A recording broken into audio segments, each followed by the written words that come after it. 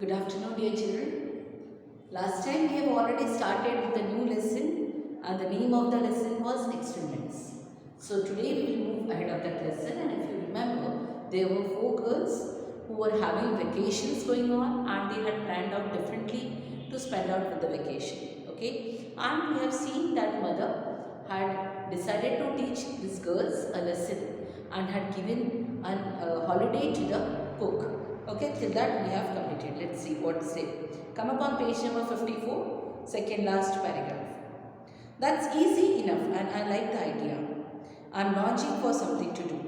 Added Joe quickly. Now what had happened, as I told you, the maid, the cook was on holiday, so Joe was very excited and she said that yes, why not? I will do something new. I have already decided that I will cook something new. They took hold of the work but soon realized that housekeeping was no joke. There was plenty of food in the larder. Okay, and these girls started doing their work in the kitchen. They started cooking food. Okay, but soon they realized that it was not very easy to cook the food.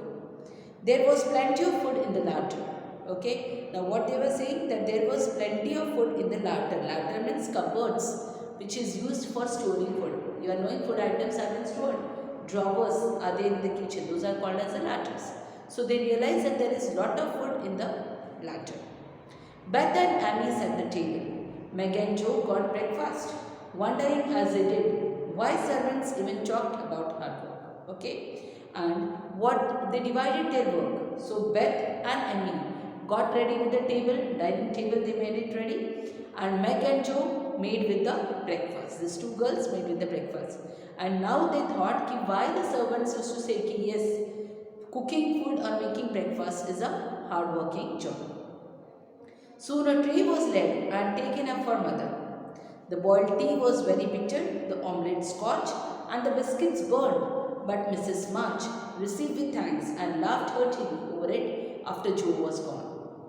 And one of the tray was being prepared for their mother to be given to the mother who was sitting in her room, and which was upstairs. The room was upstairs.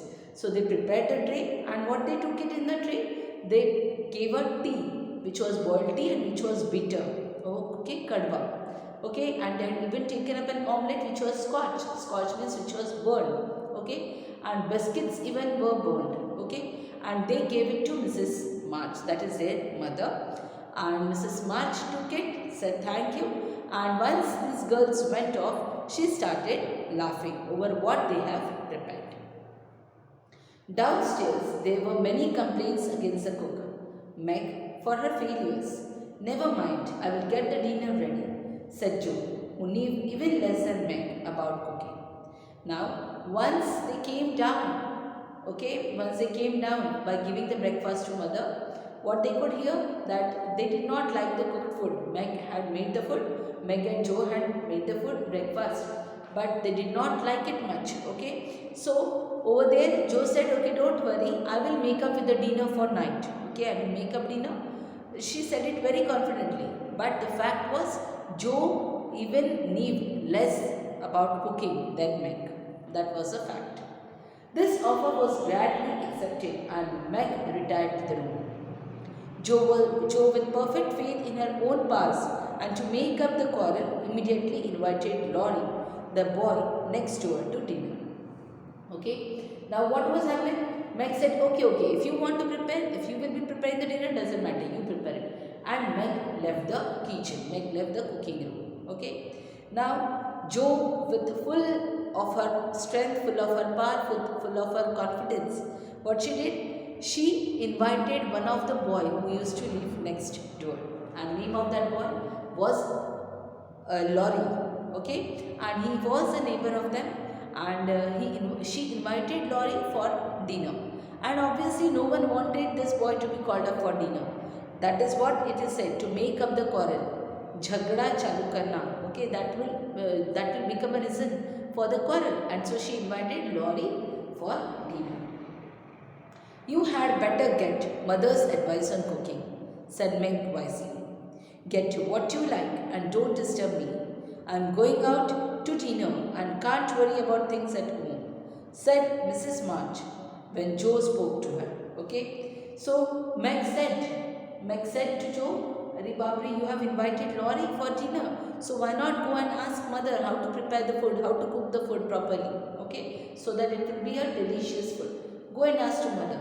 So hearing to this, Joe went and asked to mother, mother, how I should make up. So what mother said like, make whatever you like, do whatever you like and don't disturb me. I am going out for dinner, okay, and don't worry me about things at home. Okay, I am going out for dinner and now you don't ask me how the dinner is to be prepared. I never enjoyed housekeeping and I am going to take a vacation today and read, write, go visiting and amuse myself. Further, mother said I never like keeping the house cleaning or housekeeping properly. Okay, today I am going to take up rest, I am going to take up a vacation, I am going to read today, I am going to write today and I am going to visit some places and amuse myself, enjoy the day. That is what came up the reply of mother. The unusual sight of her busy mother rocking comfortably in an easy chair and reading early in the morning made Joe feel as if some unnatural phenomena had occurred. An eclipse, an earthquake, or a volcanic eruption would hardly have seemed stranger. Okay? And when Joe saw that the mother was very busy, and actually every time mother was very helping, she was very good, but today she was behaving in a very different way. And she thought, there is going to happen some other problem, because Joe felt that something unusual, something unnatural is going to happen, as if we are knowing earthquake happens or a cyclone happens. We are not knowing beforehand it is going to happen, but she was like thinking that something unnatural is going to happen. Okay, that is what Joe was feeling by seeing her very busy mom. Feeling very much harassed herself, Joe hurried into the parlor to find Beth sobbing. Okay, and now Joe was in a very bad condition. She was feeling very harassed. She was feeling very bored. Okay, and she went into the parlor. Parlor is a passage or the living room where everyone sits. Okay, so she went into the parlor and there she found that Beth was sobbing. Sobbing means the crying part. After crying without making up with the tears, that sound is called as sobbing. Okay, that sound Beth was making. It's all my fault. I forgot him. There isn't a seed of food or a drop of water left. Oh Pete, how could I be so cruel to you? Cried Beth, taking the poor things in her hand and trying to bring him back to life.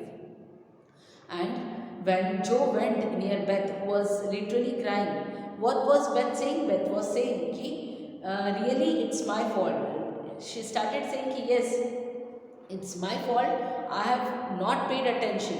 She's talking about a pet, a bird whose name was Pip. Okay, so this Beth is talking to a bird who has already died, and she's saying, you are died because it's my fault. I have not given you food, I have not given you water properly, and I have been very cruel to you. That is what Beth was saying. Okay, and she started taking that Pip bird in her hand and started trying to bring him back to life. Put him in the oven and maybe he will get warm and revive, said Amy hopefully. Over this, Amy gave a suggestion. Why don't you keep that bird in oven? It will get some warmth and it will come back to life. That is what Amy suggested. He's been starved and he shalln't be big. Now he is dead. He shall be buried in the garden and I will never have another bird. Never, my peep, for I am too bad to owe one. Murmured Beth, sitting on the floor with her pet folded in her hands. When Emmy said, why don't you put her in the oven, she will get some warmth. Over this, Beth said, she is starving. That doesn't mean she is to be baked. Usko bake nahi karna hai, usse pakana nahi hai. That bird is already dead now.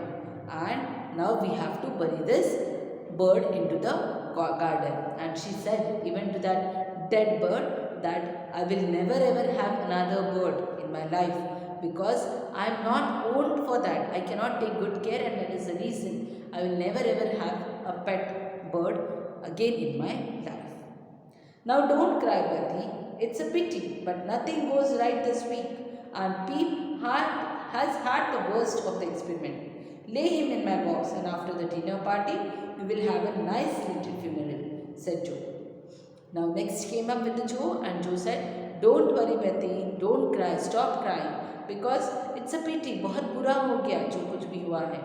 But this week nothing is going right, and the death of this Pip bird is the start of our experiment. हमने ये जो experiment करने चालू किए थे कि we won't do anything, that is a start, that is a result, that is the product what we are getting, that a Pip is dead now.